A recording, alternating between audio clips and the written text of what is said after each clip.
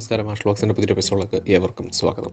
ഇന്നത്തെ നമ്മുടെ വീഡിയോ ഒരു വലിയ വീഡിയോ ഒന്നുമല്ല. നമ്മളിപ്പോൾ നിൽക്കുന്നത് ഇടക്കുളത്തുള്ള ഒരു അജിൽ എന്നുള്ള ഒരു വിദ്യാർത്ഥിയുടെ വീട്ടിലാണ്. അദ്ദേഹത്തിൻ്റെ പോളിടെക്നിക് വിദ്യാർത്ഥിയാണ്. അപ്പോൾ എന്തിനാണ് നമ്മളിവിടെ വന്നതെന്നുള്ളത് നമുക്കിപ്പോൾ തന്നെ അത് ഒരുപാട് സസ്പെൻസും ഇല്ലാതെ നമുക്ക് നേരിട്ട് കാണാം.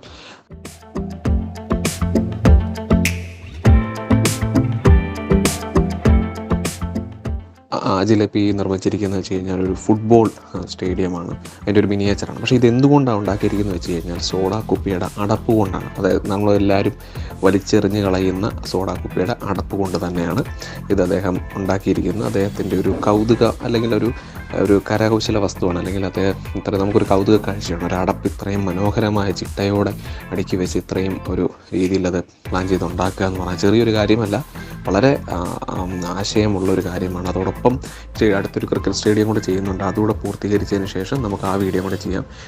ഈ സോഡാ കുപ്പി മുഴുവൻ, ഇതിൻ്റെ അടപ്പുകൾ മുഴുവൻ ശേഖരിച്ചിരിക്കുന്നത് അജിലിൻ്റെ പിതാവിൻ്റെ കടയിൽ നിന്നാണ്.